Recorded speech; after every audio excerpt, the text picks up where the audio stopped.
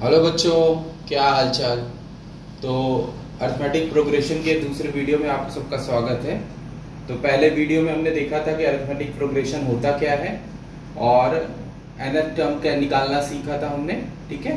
और एपी कोई series AP में है कि नहीं है ये सीखा था हमने। तो आज उसी के आगे बढ़ रहे हैं।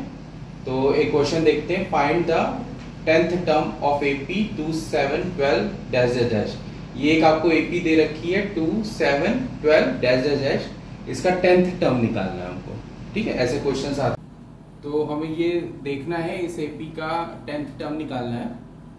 तो हमने nth टर्म का फॉर्मूला पढ़ा है, a plus n minus 1 into D, ये nth टर्म का फॉर्मूला होता है, ठीक है। तो इसमें a क्या होता है, a फर्स्ट टर्म होता है ना, तो सीरीज का फर्स्ट टर्म क्या है आपका 2, ठीक है। n क्या है, कौन सा टर्म निकालना है आपको, 10th टर्म, ठीक है। d क्या होता है, कॉमन डिफरेंस, तो 7 माइनस 2 d हुआ आपका 5, ठीक है। सारे टर्म दे रखे हैं, रख लीजिए। तो a हुआ 2 प्लस n 10 है माइनस 1 और d है 5 आपका।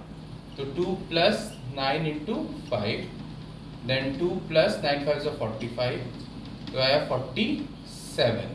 तो 10th टर्म इस एपी का क्या होगा आपका 47, ठीक है। होप आप लोग को समझ में आया होगा, सिर्फ फॉर्मूले में रख देना है और आपकी वैल्यू आ जाएगी, ठीक है।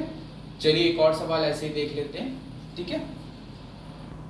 अब दूसरा क्वेश्चन देखते हैं, which term of the AP 21 18 15 dash dash is 81। अब आपकी एपी दे रखी है 21, एपी दे रखी है आपकी 21 18 15 dash dash dash dash dash, और हमें ये बताना है कि -81 इसका कौन सा टर्म होगा। -81 कौन सा टर्म होगा, किस नंबर पर आएगा, यानी यहाँ पर हमको n की वैल्यू निकालनी है, ठीक है। तो यहाँ पर आपको n टर्म दे रखा है, ठीक है, 81 दे रखा है। अब हमें ये लगाना है, बताना है कि 81 इस सीरीज में कौन से नंबर पर आएगा, ठीक है। तो nth टर्म की वैल्यू दे रखी है, ठीक है। हमें निकालना है वो n की वैल्यू क्या होगी, किस नंबर पर आएगा। तो ये nth टर्म -81 दे रखा है, अब ये देखना है किस नंबर पर आएगा।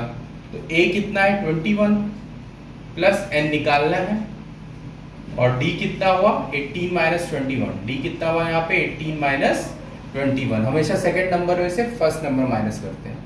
तो ये आपका आया -3, तो d कितना है आपका -3, यहाँ -3 से मल्टीप्लाई, ठीक है। 18 माइनस 21 -3 आया। तो ये -81 दे ही रखा है, equals to 21 plus 3n, sorry -3n, ये माइनस और इससे हुआ -3n और प्लस 3, ठीक है। अब यहाँ पे क्या हुआ, -81 इक्वल्स टू 21 ये है और प्लस 3 है, दोनों ऐड हो जाएंगे 24 माइनस 3n। तो यहाँ पे क्या हो जाएगा -81, ये 24 इधर आ जाएगा -24, तो ये हो जाएगा -3n, ठीक। अब 24 ये क्या हो जाएगा माइनस, ये दोनों ऐड हो जाएंगे 5 और 6, ये हुआ -3n, ठीक है।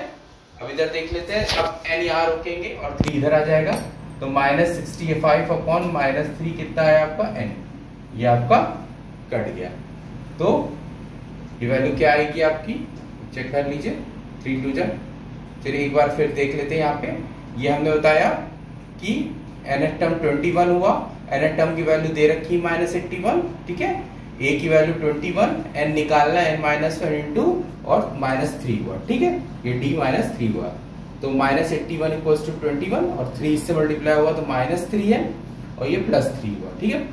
तो -81 और ये +3 24 हो गया, -3n हो गया, 24 आपका इधर आ गया, ठीक है। तो ये आपका हो गया, ये आपका यहाँ पे थोड़ा सा गलत हो गया है, ठीक है। यहाँ पर होगा 5 और ये हो गया 10 आपका, ठीक है, 8 to 10 हो गया, थोड़ा मिस्टेक हो गया था यहाँ पे, ठीक है। तो अब ये यहाँ पे ये नहीं होगा, ये हो जाएगा -105 अपॉन -3n, ठीक है। अब माइनस माइनस कट गया, ठीक है।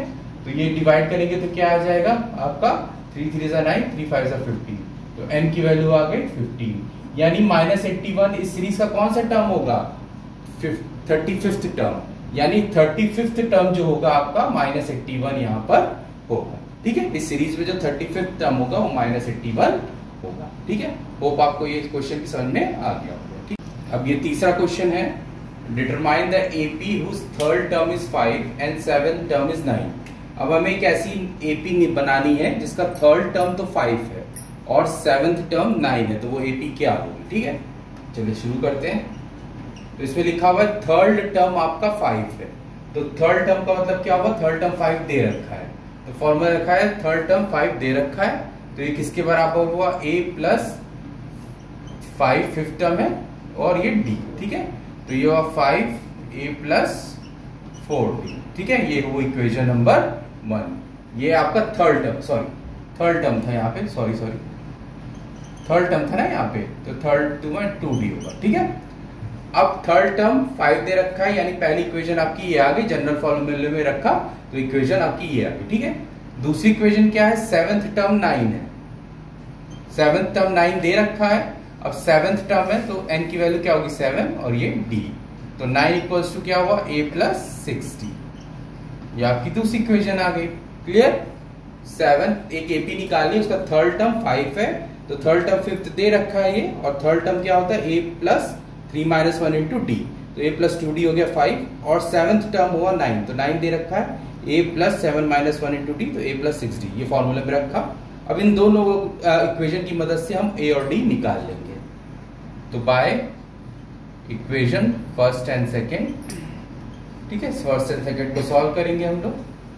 तो यहां पे आया a प्लस 2d 5 है एंड a प्लस 6d 9। ठीक है, तो यह माइनस कर दीजिए, तो ये कट गया आपका। ठीक है, यह है -4d इक्वल्स टू -4, तो d क्या है आपका 1, d क्या आ गया आपका 1। अब d की वैल्यू किसी भी एक इक्वेशन में रख दीजिए, हम d की वैल्यू 1 में रख देते हैं, तो putting d in equation 1, equation 1 में हमने d रख दिया, तो अब यहां रखो 5 इक्वल्स टू a प्लस 2 और d कितना है 1, तो ये क्या हुआ 5 इक्वल्स टू a प्लस 2, तो 2 इधर आ जाएगा, a यहां हुआ, तो a की वैल्यू क्या आ गई आपकी 3। ठीक है, तो a आपका आ गया 3 और d आपका आ गया 1।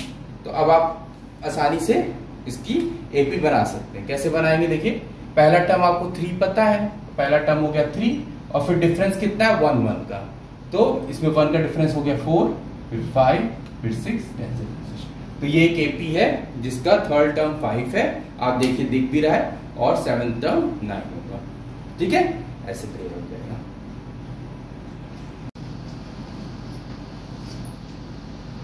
अब फोर्थ क्वेश्चन और देखते हैं हम लोग एक और, check whether 301 is a term of AP 5, 1, 17, 23। अब एक AP दे रखी है 5, 11, 17 और 23, और हमें चेक करना है 301 इस AP का कोई टर्म होगा कि नहीं होगा। हमें ये चेक करना है कि सीरीज में 301 कोई टर्म आएगा कि नहीं। तो इसको चेक करने का आसान तरीका है, 301 मान लेते हैं कोई nth, 301 जो है वो nth पोजीशन पर है, मान लेते हैं 301 जो है वो nth टर्म है, मतलब nth पोजीशन पर होगा इस सीरीज में, ऐसा हमने मान लिया। ठीक है, तो इसका वैल्यू निकाल लेते हैं, तो nth टर्म की वैल्यू 301 दे रखी है। ठीक है, अब इसकी यहाँ पे n की वैल्यू निकाल लेते हैं। अगर n की वैल्यू आपकी इंटीजर आती है तो ये इस AP में होगी, और अगर इंटीजर नहीं आती है तो इस AP में ये नंबर नहीं होगा। तो हमने पहले मान लिया कि 301 कोई nth टर्म है, 301 क्या है, इस सीरीज का nth टर्म है, तो निकाल लेते हैं nth टर्म कौन सा है।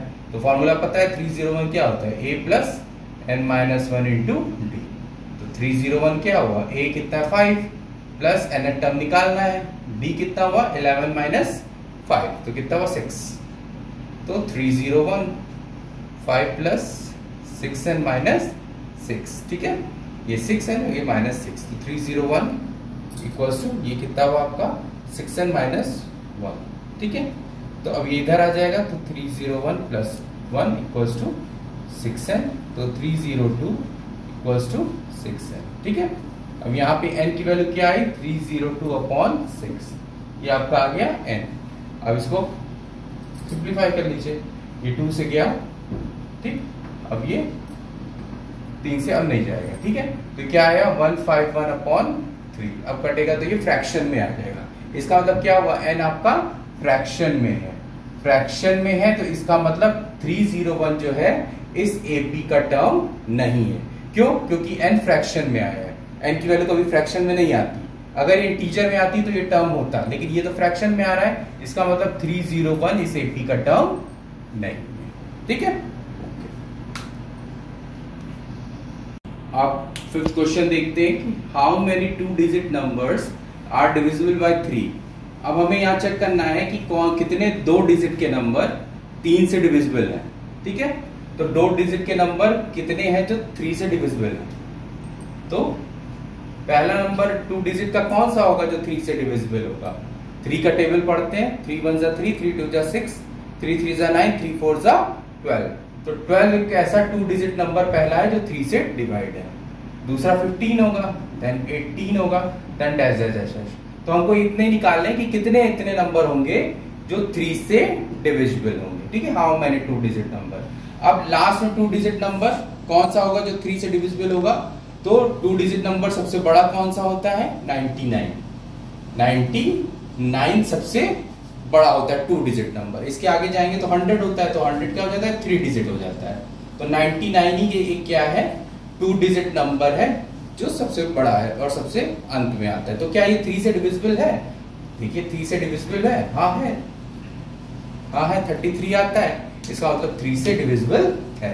तो ये सीरीज 12 से शुरू होगी और खत्म कहाँ होगी, 99 पर, ठीक है। तो यानी इतने नंबर हैं जो 3 से डिविजिबल है। तो हमें निकालना है ये टोटल कितने नंबर है। तो हमें क्या निकालनी पड़ेगी, n की वैल्यू निकालनी है। n ही तो है, n ही तो बताएगा ना कितने नंबर है टोटल ये।